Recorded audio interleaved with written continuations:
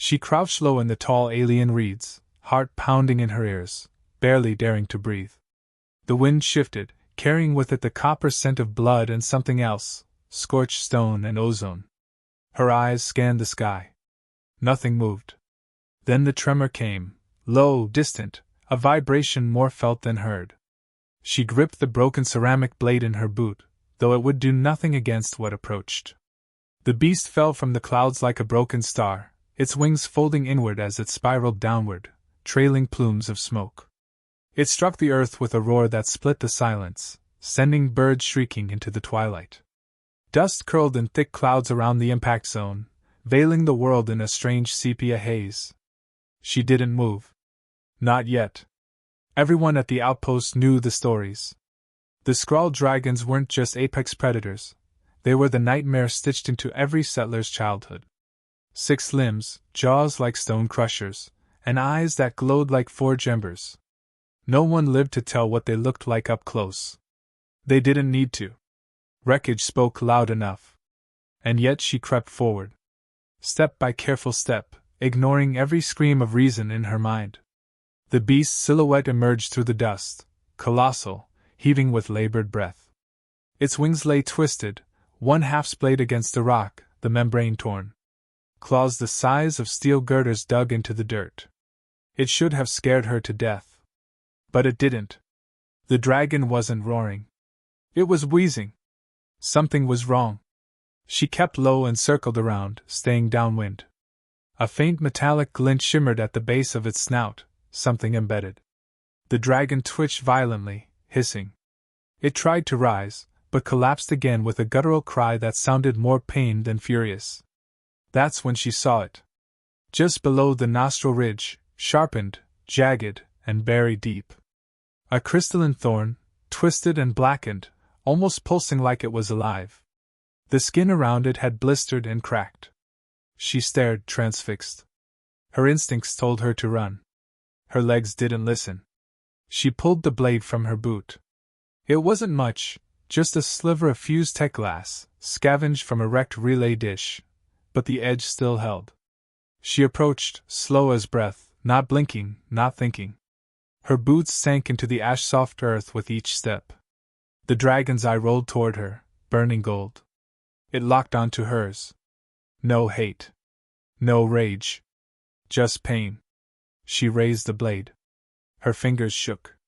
The thorn was nearly the size of her hand. She pressed her other hand to the scaly ridge for balance. It felt like sun-warmed metal, twitching under her palm. A faint growl rumbled from deep within the beast. Not a warning. A plea. She dug in. The shard didn't come easily. It resisted, fused to flesh, tendrils burrowed in. The dragon thrashed, wings snapping open in agony. Heat surged from its nostrils, blasting over her face. She kept going. Eyes narrow. Mouth set. And then it gave. The thorn slid out with a wet pop, followed by a stream of thick black ichor. The dragon screamed, an unearthly cry that shook the valley floor. She stumbled back, holding the shard in her hand. The dragon didn't attack. It recoiled, breathing heavy, then looked at her again.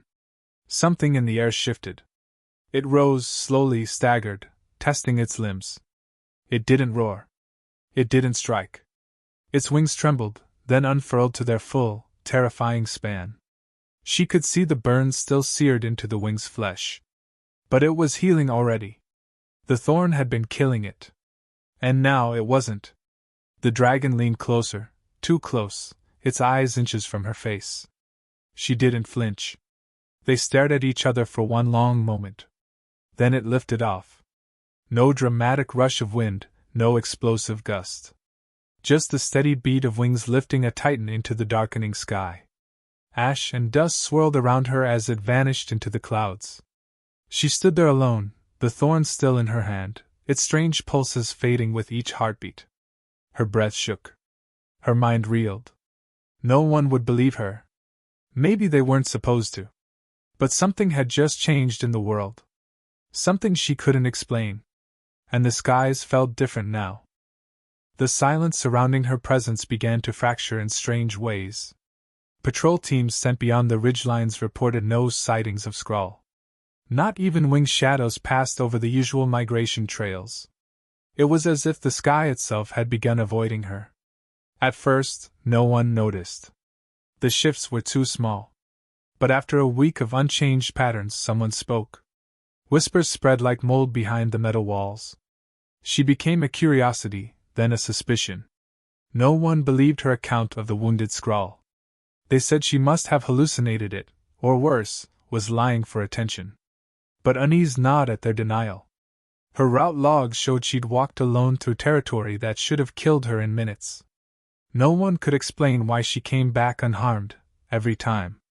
From the edge of the observation dome, she watched the horizon. Every evening, the same shape circled high above the canyons. Far beyond the range of the mounted cannons, always too distant to mark in detail. But she knew. It was the same burn-scarred wings, the same glint of scaled armor catching the light. Ashwing. She hadn't given the name out loud at first. It had surfaced in her mind like something remembered rather than invented. Now it lived inside her thoughts like a whispered word only she could hear. She stopped trying to convince others. They laughed or stared too long. Instead, she returned to the place where she had pulled the thorn, alone, each time. Sometimes she brought pieces of metal, or bones from scavenged kills, arranging them in patterns on the stone. She didn't know why she did this. Maybe it was a gift. Maybe it was conversation. Nothing ever responded. Until the fourth evening. No sound warned her. No wind shifted. But when she looked up from her pattern, he was there. Perched on a cliff above, coiled like a statue, one eye fixed on her. She didn't move. Neither did he. The air felt thick with something unsaid. After minutes that felt longer, he blinked. Then vanished into the clouds. From that day forward, the pattern deepened. He would appear. She would wait. Never closer than a shout, never touching ground. Just presence. Watching. Recognizing. The bond that had begun in blood was no longer silent. There was rhythm now. A dialogue. Her behavior didn't go unnoticed. She stayed away from shifts. Avoided groups. Spent hours outside the fence line without explanation. People started calling her names behind her back: Ghost Girl, Beast Caller, Skrullbait. One technician accused her of drawing predators closer to the outpost. A senior commander warned her that if she kept violating protocol, she'd be grounded to base. But the facts didn't support their fears. Attacks in her sector dropped to zero. The animals around the perimeter behaved differently. Predators circled but did not strike. Scouting drones confirmed her patrol zones had become oddly calm. The old ones in the colony said nothing, but watched her with quiet eyes. She noticed the change too. Not just in the wild, but in herself. She stopped feeling fear in open spaces. She didn't flinch when the sky darkened. Her dreams changed, filled with wing beats and burning eyes, with soaring heat and ancient winds. She began to speak softly when alone, not in English, but in rhythms and tones she felt more than understood. The words didn't matter. The feeling did. One evening, she found claw marks in the stone near her last offering. Not random slashes. Deliberate. Symbols drawn into the rock with precise force. She knelt by them, tracing the patterns with her fingertips. They glowed faintly, reacting to her skin. He had answered. For the first time, she understood, this was not a beast following instinct. This was a mind, restrained for ages by pain, now choosing to learn. Choosing to see her. But not everyone wanted to see it. Later that week, a patrol captain filed a report claiming she was involved in unauthorized interaction with non-terrestrial fauna. The phrasing was bureaucratic, but the intent was clear. They feared her. Not because of what she'd done, but because they couldn't control what she might be. As isolation closed in around her, the presence above never faltered. Even when everything else did. The distress call arrived garbled, half-fried by interference. A secondary outpost east of the canyon range had gone dark after reporting movement beneath the cliffs. No response followed. Protocol demanded investigation, so they formed a unit. 5 soldiers, 2 scouts, and a field medic. She wasn't on the list, but followed anyway. They tried to stop her. She didn't argue. She simply walked behind them when they moved out, silent and unarmed, carrying only her satchel and the memory of heat-soaked wings. No one had the energy to drag her back. The approach was quiet, too quiet. Birds had vanished. Insects were silent. Even the wind held its breath. The eastern cliffs loomed like broken teeth, sharp and shadowed. Then came the first sign, scorched rocks, clawed deep, but not by anything known. Not scrawl. Something leaner. Meaner. Then the scream hit. It wasn't human. Not exactly. It came from the ravine edge, where one of the scouts had slipped away from formation.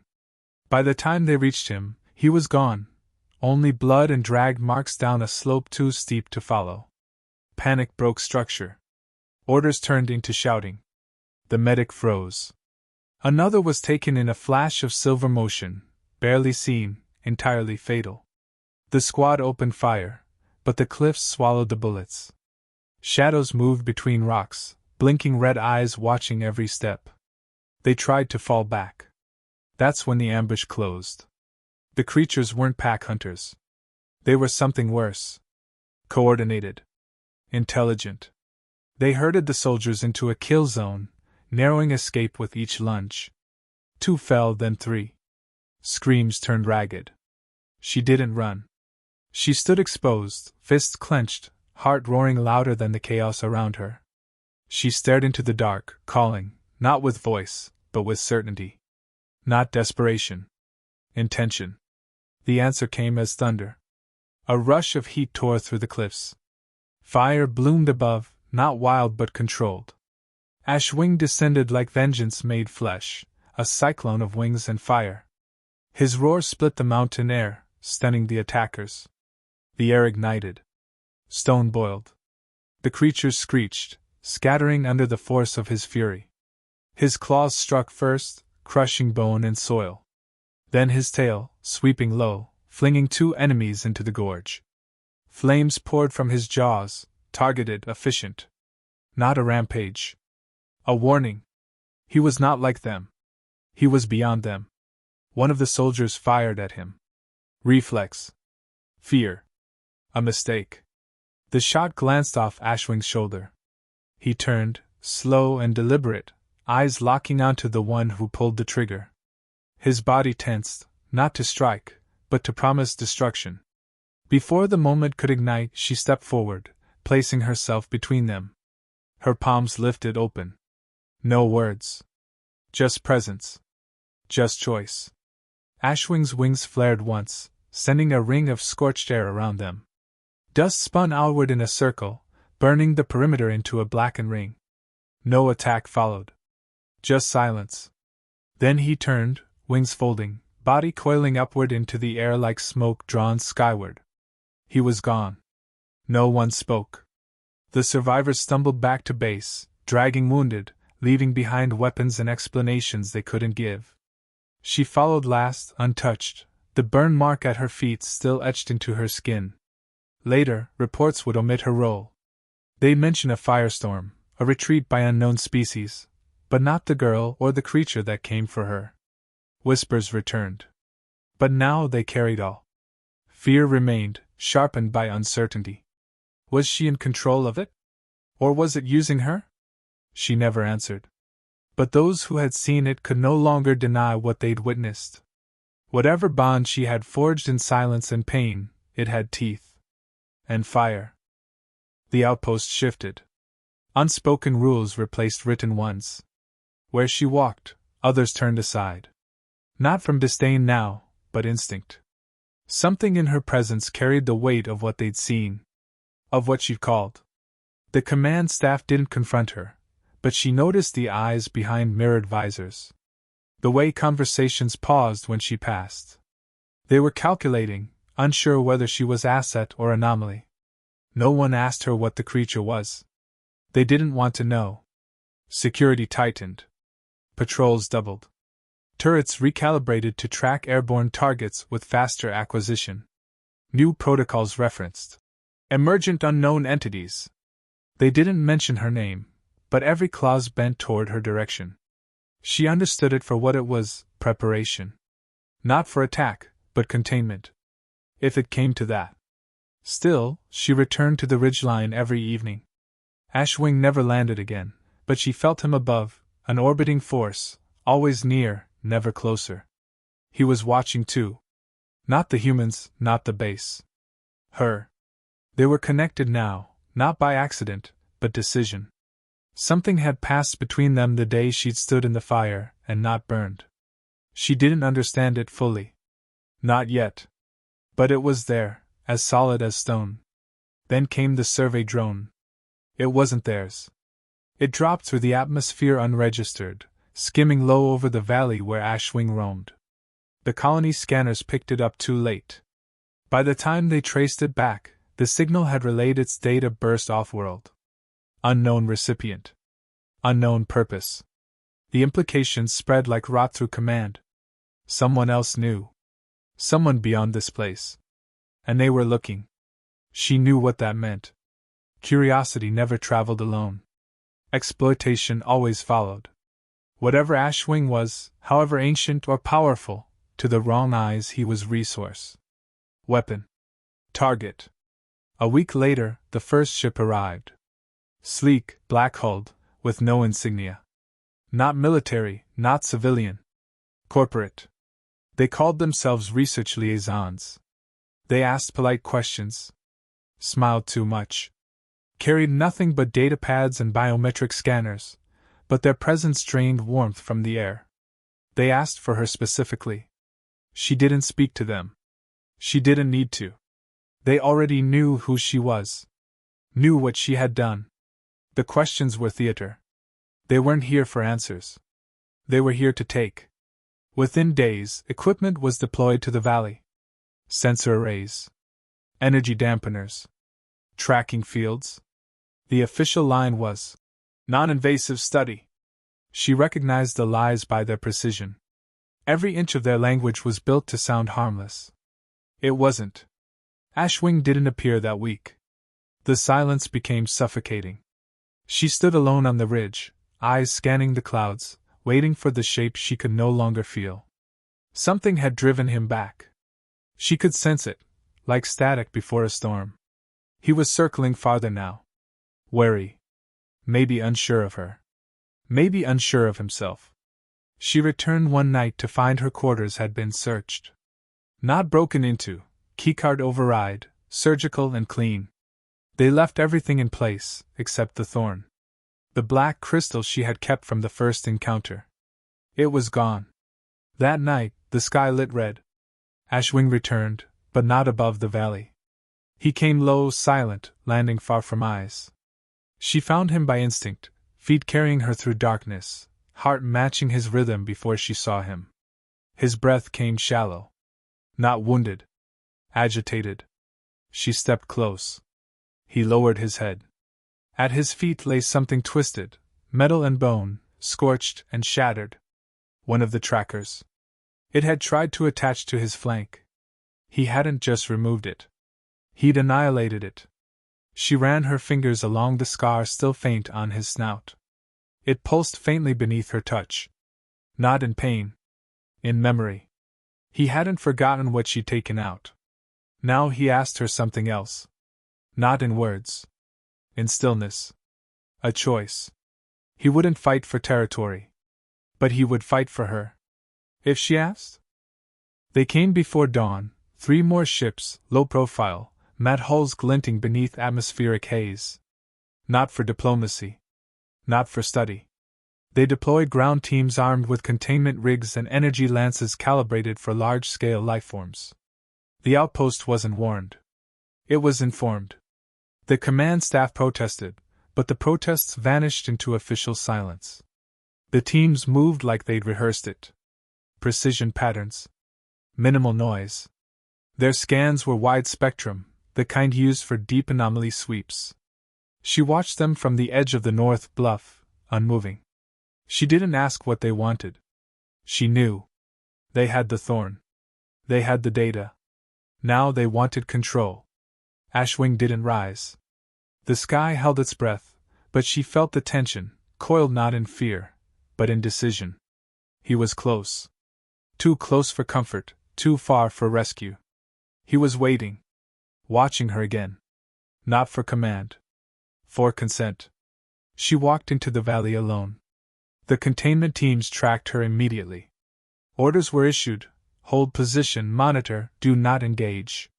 They expected compliance. She gave none.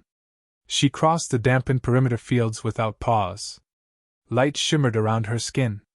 The sensors failed to react. No alerts sounded. She reached the center of the trap. And waited. The ground thudded once. A tremor. Then another. The ridges groaned under pressure as Ashwing emerged, not from the sky, but from beneath, rising in silence, wings folded tight, body braced in coiled defiance. He made no sound. No roar. Just a gaze that fixed every lens and sensor into stillness. The lead officer gave the order to engage. The first net launched, webbed energy, wide arc, electromagnetic anchors. It never reached him. He moved between heartbeats. Not just fast, intentional.